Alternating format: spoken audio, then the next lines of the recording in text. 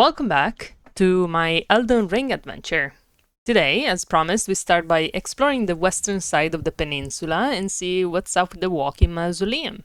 Everything starts with me trying to blend in with a group of goats, though they don't trust me much, and they are right. I then kill some wolves and ignore a message that tries to warn me that exploring this small side part of the coast is useless. I shouldn't have ignored it, it was useless. So I moved towards some ruins and fight the rats in there. A few episodes ago, Entropy Wins suggested I go exactly to these ruins. And I'm on to you, Entropy Wins. I know you sent me here because in the basement, after some guys that are guarding it, there is a fate weapon. But I don't blame you because this weapon looks amazing. And the moveset seems so fun, so thank you. Hopefully, I soon will have the stats for it. Above me, I also hear a scarab, and I carelessly jump down once it falls from a cliff. Surprisingly enough, I don't die from fall damage, and I get an incantation for holy damage negation. I'm expecting to use these damage negation incantations for bosses that use particular magics. In any case, from above, I spot a cave, the walking mausoleum, and a mini boss arena. I decided to go for the mini boss first. Since I already took this fall, I decided it's a good moment to test the fall damage negation of Assassin's Approach, which actually completely protects me from this fall, so it's quite powerful. I need to use an imp key for the arena, thankfully I still have some of those, and in the ever goal is the ancient hero of Zamor. This guy took me 3 attempts and was quite problematic because it didn't leave me a lot of opportunities to attack him, and he uses frost magic, which I don't have any sort of defense for.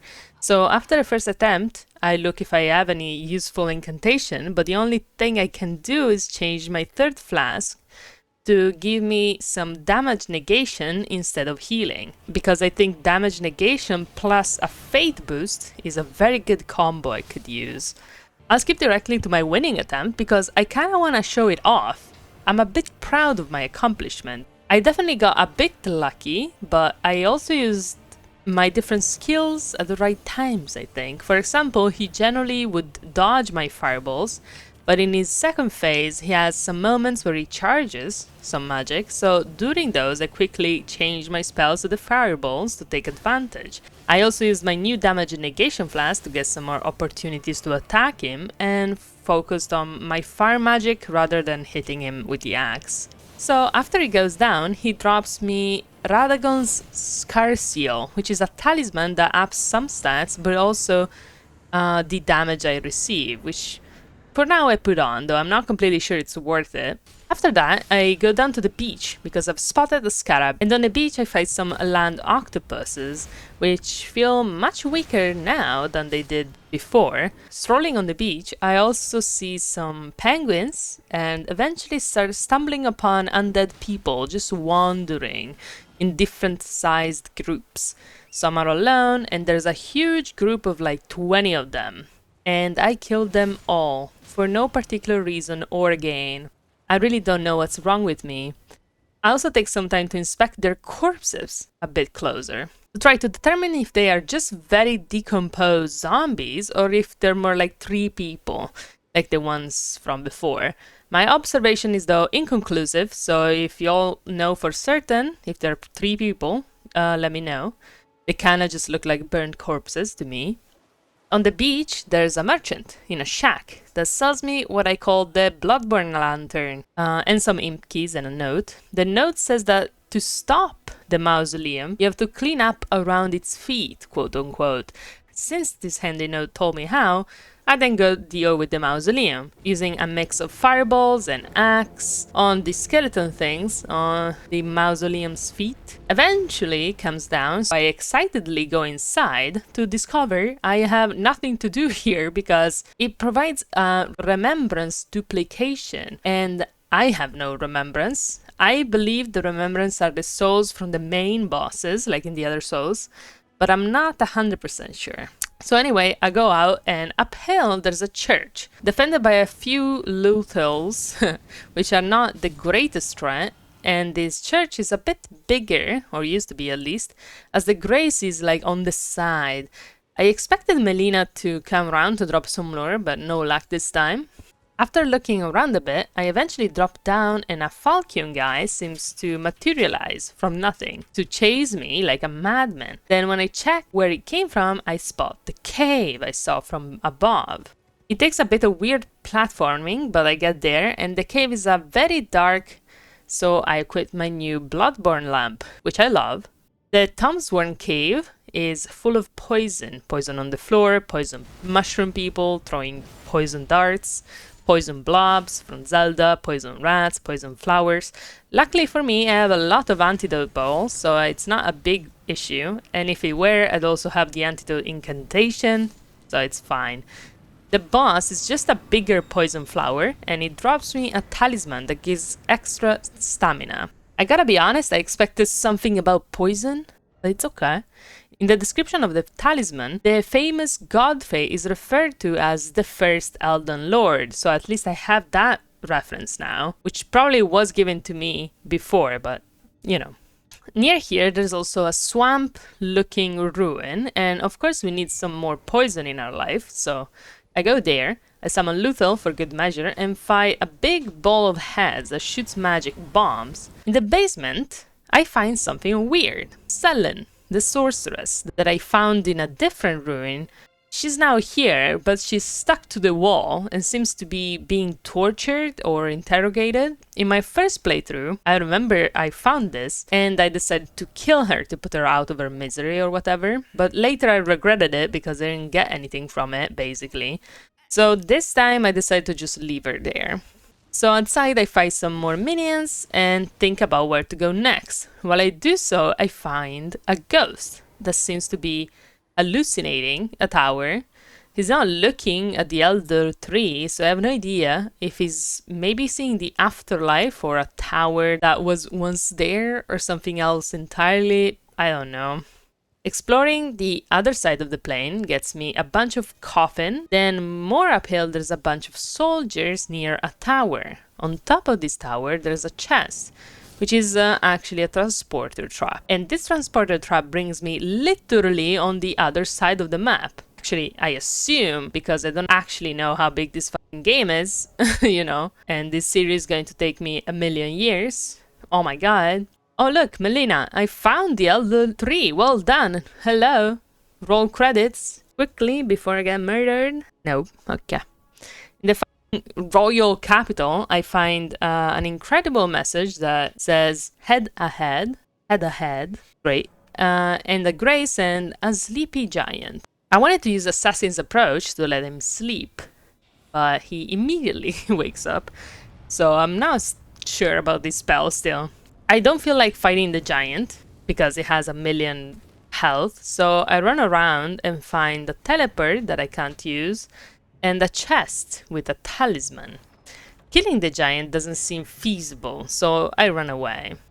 The talisman I found restores health gradually, and its description says that it was once thought that the blessed sap of the earth tree would drip forever, but that the age of plenty came to an end, and that the earth tree eventually became more of an object of faith. And that sounds like capitalism to me. After teleporting back, I go to the tower again to see if I missed anything and have to fight an entire army. So I guess I missed them specifically. Near there, I also find a bunch of octopuses with an invisible scarab in their midst. Unfortunately, it was just a held scarab. In the water, there's also a lot of gold fireflies, which are found near minor earth trees. And I am, in fact, back near the minor earth tree, so this area is almost fully explored. Just for fun, I explored a bit more to be sure I didn't miss anything, and I had, in fact, missed a whole grace, though it's not that useful anymore. But since I'm basically done here, I decided to quickly go back to Selen in the original location to check in, you know. And she's just there, like nothing's happened or is happening, which you have to admit is pretty weird. I quickly go upgrade a bit at the round table and then decide to explore the bottom part of the peninsula near the castle the Grace wants me to go to. But first, I actually found a new armor while fighting the soldier army, and it actually looks pretty good, though the green is definitely not my color. I first go on the east side of the peninsula, avoiding the big arrows being shot at me somewhat unprecisely. Uphill, I find a bird person really going at it on a corpse, which was just holding a smithing stone, and a bear that, to be honest, was just minding his own business. After chilling with an owl for a bit, I investigate these woods that jump scare me when the bear's boyfriend, I guess, comes around. Sorry, dude. I tried to kill this scarab for a while, but my spells annoyingly kept missing until I aim my fireball manually to kill it, and it drops me a poison incantation. Downhill there's a big poison pool with a lot of crucified guys and walking corpses. And then I spot a bunch of angry jellyfish guarding a couple of corpses sitting on chairs. What is up with people randomly sitting around in this game? So I finally rush the giant shooting at me and kill him by harassing his ankle. I look around the beach and investigate a sword graveyard that describes a siege of the castle where a hero fought Lord Godfrey, seeking vengeance for something. It makes me think, obviously this is an inscription made by the lords of the Morn Castle, right? So who is the real hero in this story? Maybe he was, a piece of shit and Godfrey was in the right. Who knows? We can't trust the inscriptions. I'm, though, really unsatisfied with the swamp because I didn't really find anything there, so I go back and I climb up a rock to find a big rune. The crucified guys are really loud here compared to other places, which is interesting. Maybe they're in more pain. They look dead, though. Wandering around to check if I missed anything, I see a whole-ass earthly sapling with a golden seed, which I was almost completely missing by taking a different route. So my 100% approach to all of this is being reinforced, because I was about to miss the most important item in the area probably. In any case, here we are, Castle Morn. I wanted to split the episode here, but I'm experimenting with a longer video this time. So let's finish this, shall we? How much have I missed the Dark Souls elevators? I know my lesson, and we always press the button to send the elevator back before continuing. I know. So the situation here at the castle is not the most promising. The bird people revolution seems to be going well for them, and hopefully that's not the girl's father, because we have a letter to deliver. I wanted to try out my new poison incantation, but it's not that good, or at least doesn't seem so. It does have to compete with the crazy eye spell, and that's a hard thing to do, to be fair. So I kill everyone pretty smoothly, though I was a bit distracted today and not super focused, and the dogs were being very annoying. I actually am so distracted I end up dying to one just because I was refusing to dodge for some reason. It was arrogantly spamming attacks. So that was kind of annoying, not just because I had to kill everyone again, but because I had a much harder time doing so in my next attempts. I have no justification for this except that I was unfocused. So the dogs harass me again, and I think it's also due to the axe having significantly less range than my old spear. And then I just die, trying to cheese the fight with my crazy eyes. Karma, I guess. So, I bring out the big guns and just breathe fire on everyone's face. So that's really effective. After killing everyone, I look around the place and spot a pothead, which is pretty manageable, like usual. Then in some barracks on the side, I find a claymore, which is a pretty standard sword, to be honest. Downstairs, I witness an attempted execution, which then becomes a real execution of everyone involved. And I climb up to the walls to contribute to the fight between the soldiers and the bird people with some friendly fireballs. After everyone's dead, I find a fancier torch, which lets me, you guessed it, breathe fire. I wonder how many fire spells I can have before this gets really repetitive. I appreciate it though. I take this moment to try out some other weapons I haven't yet, like the falchion and the more important cipher pata, which can even be dual-wielded, it seems. It looks very unimpressive for now, but I'm hoping it'll look cooler when I have the stats for it. Opium. In any case, I continue exploring the walls and killing bird peoples. Even in this obvious ambush with flying ones that luckily group up for my fireballs because I have no mana left. After exploring some dead ends and after surviving an ambush, I go up a tower and find Irina's dad, manspreading on a bench. I mean, come on. He says his name is Edgar and that he was appointed by Godric to be the warden of the castle. He spouts some hateful comments about the bird people, which he calls menials. I give him Irina's letter, but he tells me that he won't leave yet because he has to protect the treasured Sword of Morn. So I get to the Grace and go back to Irina, just to find her dead, with a horse guy's falcon near her corpse, at least I assume. I doubt that it was these guys on the bridge, but just to be sure, I just kill everyone. I find nothing, and at the giant doesn't seem to be anything different either. So I try to go back to Edgar. This is a problem, because this tower he's sitting on is only accessible from the first Grace in the castle and not the second one, which makes the run up to him very long. On one hand, this is annoying, but on the other hand, maybe it was on purpose to discourage me going back to him immediately, because when I do, he's just not there anymore. So that was 5 minutes wasted. Let's continue onwards. I drop down from the second Grace to find an imp key, fight some bird people, and in a small room I find the ghost of a prisoner trying to find sympathy by waving his noble status. But sorry, that won't work on me, sir. I am in the Eat the Rich team. I explore some more and find a talisman that gives extra power to the final attack to a combo, and then some helpful messages tell me to jump down the bridge. And I do that, hoping in a secret, but I actually think it was just the intended way down, which is a weird level design if you ask me. I find the best message yet, then I have to do some very classic Dark Souls platforming, and I rain down some fireballs on the enemies below because I have no intention of just dropping into a trap, thank you very much. In this possible torture chamber, I find a whip, which is a weapon I've always wanted to use in these types of games, but they are never powerful enough.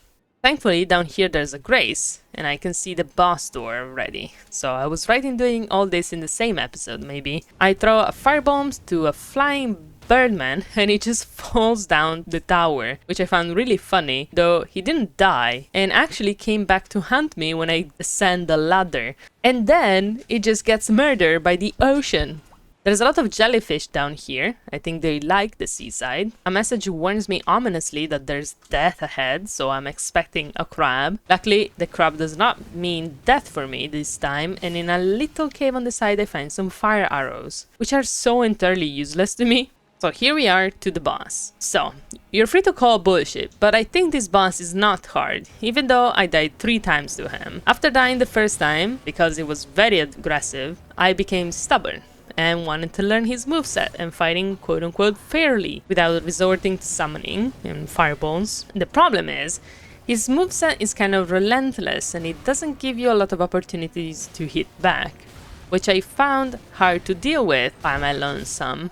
In my third attempt though, I was feeling much more confident and I came to the conclusion that I could definitely kill him by myself, with a bit more patience. But I don't have any patience, so after realizing that, I just summoned Lutho and we got it over with. Lutho didn't actually end up doing much or distracting him even, so really it was just mostly a fair fight anyway. The Leonine Misbegotten drops the sword that Edgar was talking about, which is apparently one of the legendary armaments, which makes me excited to find more. The description talks about a lone champion from a country now vanished.